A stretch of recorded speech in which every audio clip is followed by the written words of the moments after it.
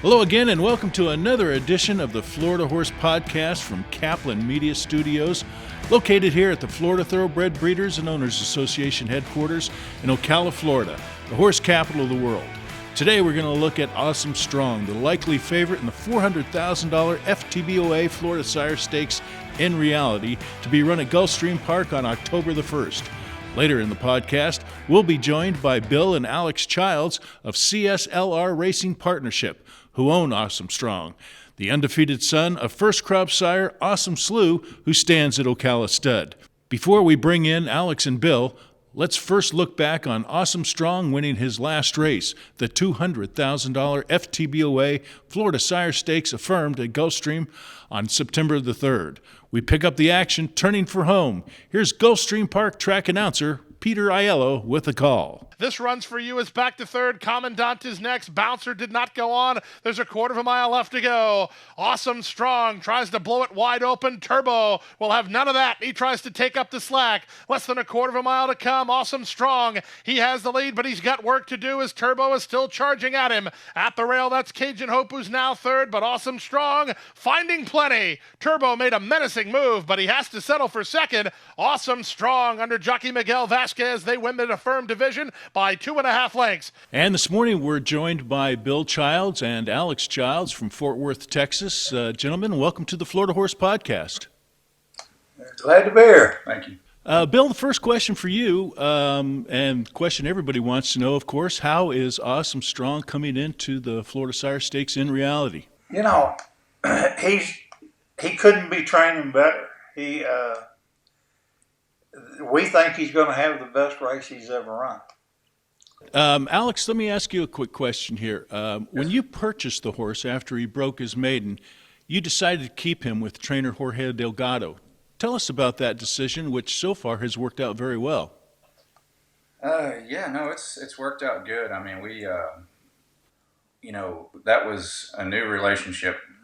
We did not know Jorge coming into purchasing Awesome Strong, and meeting him and learning more about him, we were excited and felt like that was a good fit. And we've said a couple different times that, with what Jorge was doing, obviously starting out, it looked like things were working, so why change them? And so with Jorge in Florida, Awesome Strong being a Florida horse, we just thought that's a good thing to stick with until we know different. And so far, Jorge's done a great job and couldn't be happier with him.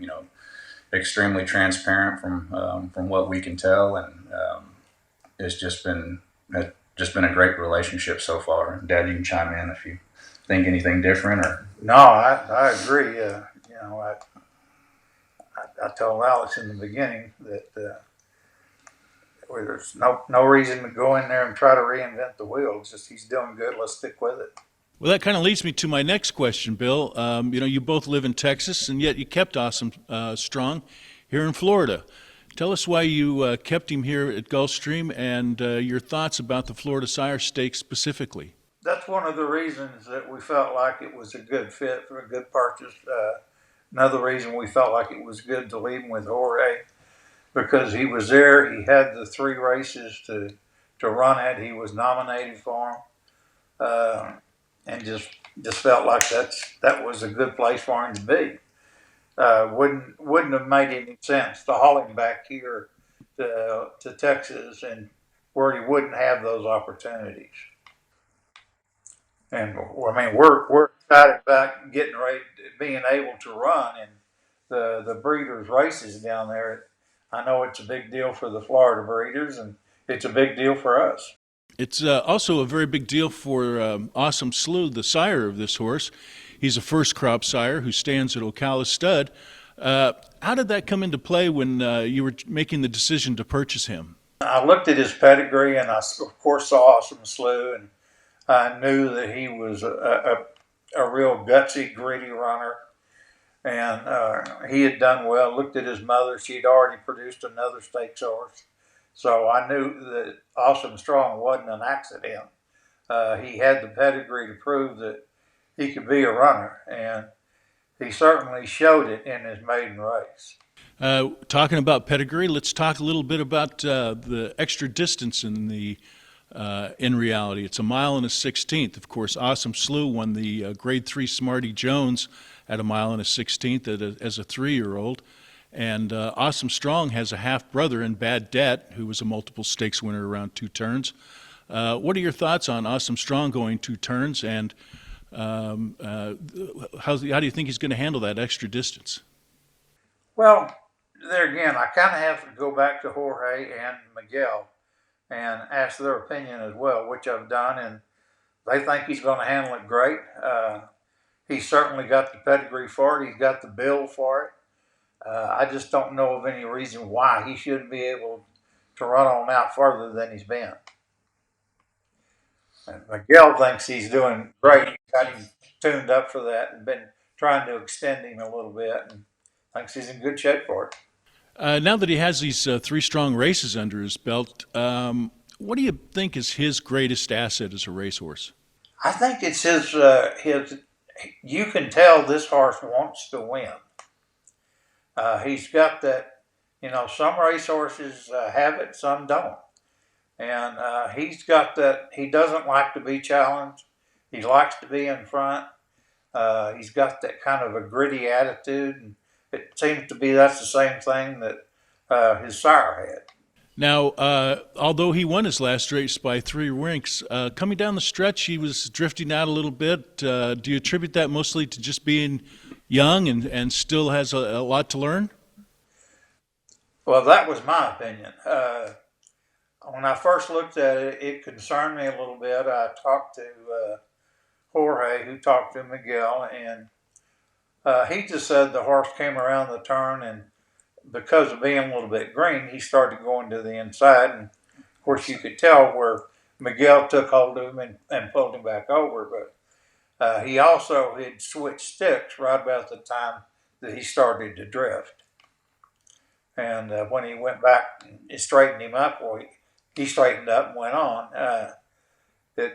It was apparent that he had that determination to go ahead and get out front and stay out front. So it really didn't bother us. It certainly didn't bother him. I mean, he did win pretty impressively. And finally, Alex, tell us a little bit more about CSLR Racing Partnership and how many partners are involved here, and how many horses do you have in training? Well, CSLR it's made up of basically, I guess, what we've got 4 other guys involved with us. We all have other business that we do together and have known each other for a good while now. And, the opportunity with Awesome Strong came up, and we jumped on it and felt like it'd be a fun deal to take on. We had been talking about it in months prior, and so it was just good timing. I know Bill was at Keeneland for a little while. Can you tell us a little bit more about some of the other horses you have, or plans to get more horses? Yeah, we have picked up I guess 4 or 5 additional yearlings that we're going to start working on. So they're being broke right now, and then we'll probably end up actually sending those to Jorge to start working with at the track when the time's right. So we've got a few other things in the works, and we'll see how they perform and how they finish out. So, but we're definitely still looking around, and hope to maybe add a couple more, and keep going. So enjoying everything. It's fun to us. Well, I know that you only have, as you said, 4 other partners other than you and Bill, but looking at the winner's circle of the last race, you certainly have quite a large number of supporters, that's for sure. That's true. We usually try to, everybody wants to come and watch it, and we have a good time with it, so try to add a little spark to everything down there, and enjoy our time. It's Dad and I were talking yesterday, it's just so hard to find a horse that'll go down the track and compete just on an overall basis. So, hey, why not? You got to enjoy your time. You just never know. So we try to make the most of it, and it's been fun. So we certainly like to see new owners in the program. We like to see people who enjoy the sport, and having CSLR Racing Partnership coming into the in reality with the favorite is really quite exciting. Thank you guys very much for joining us this morning. Appreciate the time, and on behalf of everybody, good luck. We're looking forward to seeing you down at Gulfstream on October the 1st. Thank you so much. We'll see you soon. And we hope to see you at Gulfstream on October 1st for the FTBOA Florida Sire Stakes Affirmed with Awesome Strong and the $400,000 FTBOA Florida Sire Stakes My Dear Girl, headed by Arundel's homebred Lynx. Older horses will be featured that day in a very special race, the $100,000 Gil Campbell Memorial at 1 mile. Formerly run as the Wildcat Air, the race honors the late FTBOA president, longtime board member, and Florida owner and breeder Gil Campbell, who passed away last year.